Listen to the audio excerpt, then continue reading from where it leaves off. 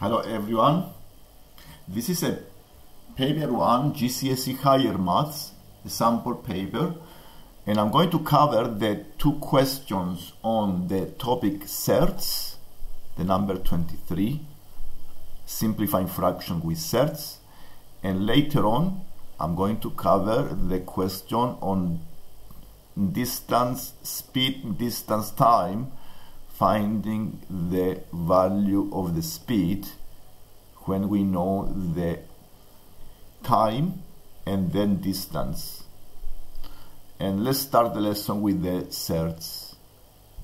Here we need to show that 1 over 1 plus fraction 1 over square root of 2 can be written as 2 minus square root of 2.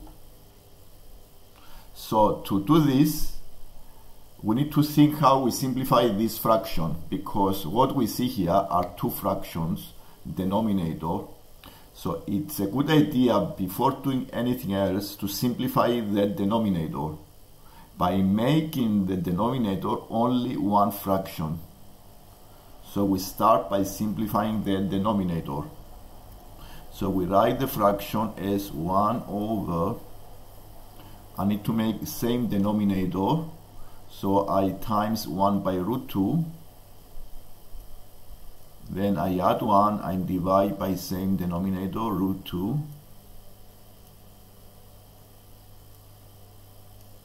and now I'm going to find the reciprocal of this fraction, which is the root 2 over the root 2 plus 1.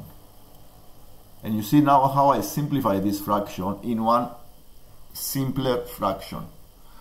And still I want to get rid of the square root on the denominator, and we follow the process of rationalizing denominators using the identity. And the identity I'm going to use to rationalize the denominator is this one, the a plus b times the a minus b is equivalent to the a square minus b square. So if I have the square root of 2 as a and the plus 1 as b, then I need to times as an equivalent fraction then both numerator and denominator by the a minus b. So I need to times both by square root of 2 minus 1. So I keep multiplication by square root of 2 minus 1. So I have the identity you see below. And the denominator is the identity now, is a plus b times a minus b, which means I can replace this as a square minus b square. And the a square is the square root of 2 square, give you a 2. And the 1 square is 1. So the denominator is 2 minus 1. The numerator is, you multiply out the brackets, so you have 2 minus root 2. Then denominator is 1, so the numerator is 2 minus root 2, and this brings you at the end of this exercise. We prove that this fraction can be simplified as 2 minus square root of 2 with 3-4 steps. And let's go to the next exercise. Here you see a graph of, is a speed time graph. The vertical axis is the speed, the horizontal axis is the time, so it's a speed time graph. We have the 100 seconds, the first 100 seconds of a journey, and we also know the distance travel. The car traveled 1.75 kilometers in 100 seconds, and then we need to find the value of the v. The v is the speed. So this brings us to the topic speed, distance, time, and this is described by a formula that is very useful in GCSE. Is the speed is distance over time, which can be rearranged to give you distance is equal to the speed times the time. And now what you see from this question, I have the distance.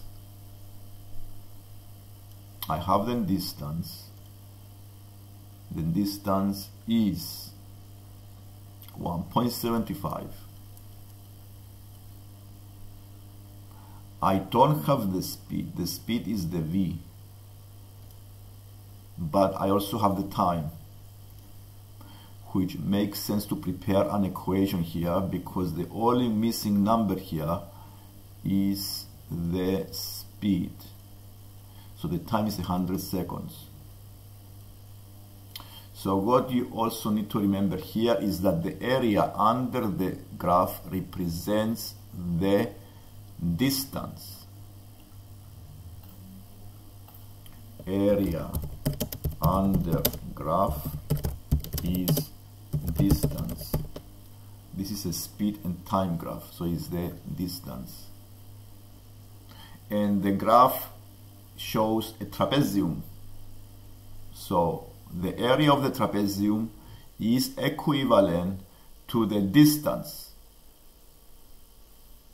So let's see the area of the trapezium.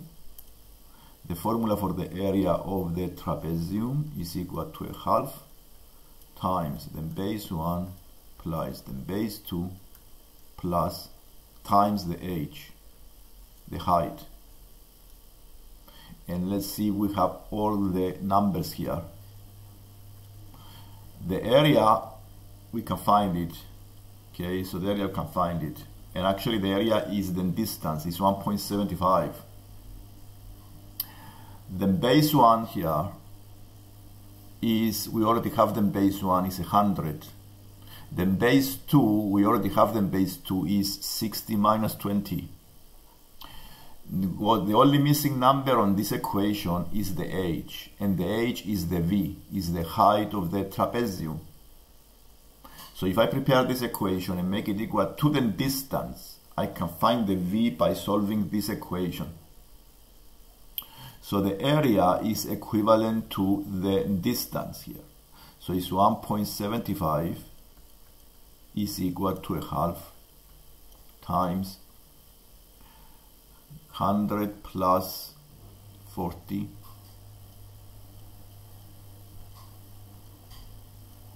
times the v. So all we need to do here to find the v is to solve this equation for v. We make v the subject by following the opposite operations on both sides. So we times both sides by 2. Even though this is a non-calculable paper, it's easy to do 2 times 1.75. 2 times 1 is 2. 2 times 3/4. Yes, you do calculations, is 3 over 2. Okay, so it's 2 times 1.75 give us a 7 over 2. 3.5 is equal to 140 v, and then dividing both sides by 140, I can find the v.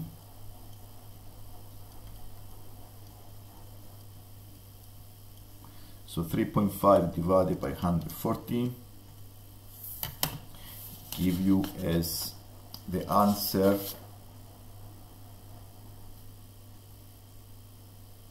yes. And you can also change the kilometers, because this is kilometers, as meters, because the speed is in meters here. This is what we need to do here actually, because the speed is meters per second, and what we have here, the distance, is kilometers. Now check the measures. So the 3.5 actually you can make it as meters by times by 1000. So the number here, instead of being 3.5, I can make it 3.5 times 1000. And this is 3,500 divided by 140. So you make it here, it's a good idea here to make it meters, so we have the same measures.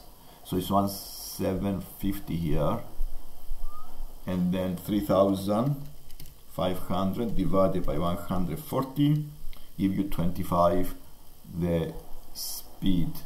So it's 25 meters per second.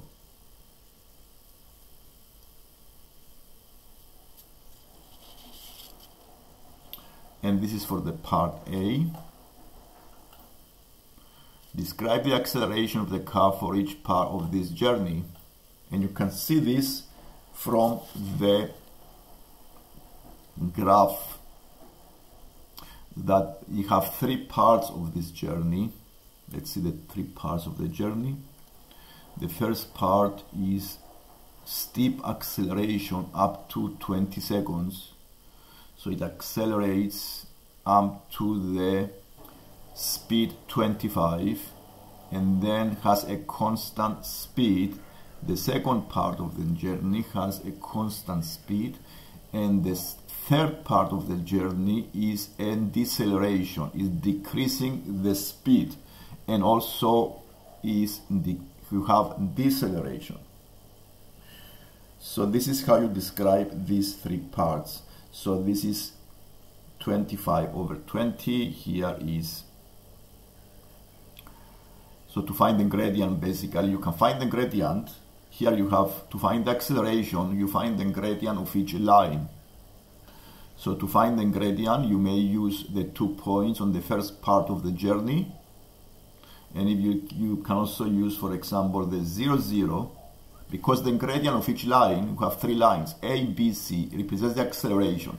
So if you find the gradient, this you can also measure the acceleration.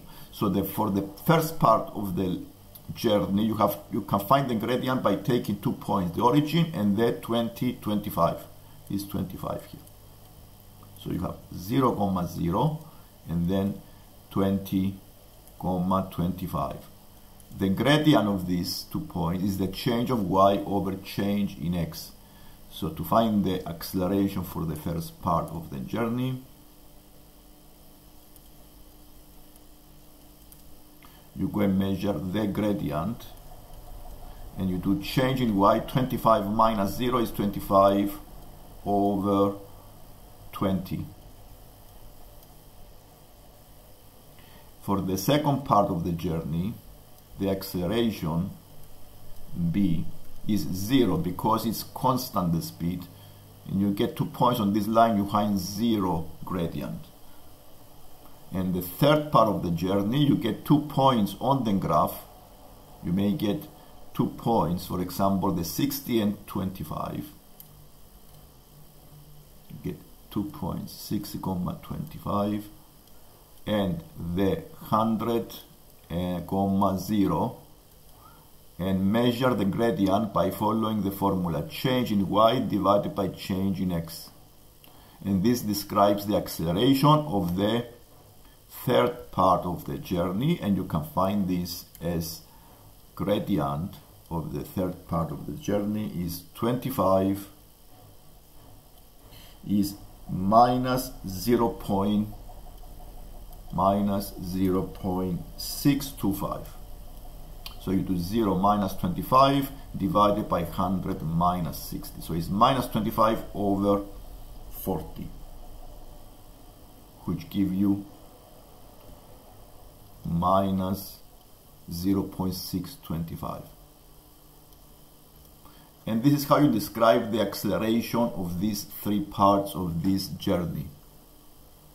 And this brings us at the end of this lesson. We have covered the first 2 questions, and if you plan to see more lessons, please subscribe, and you can see the other 2 the next exercise on this paper. Thank you for watching.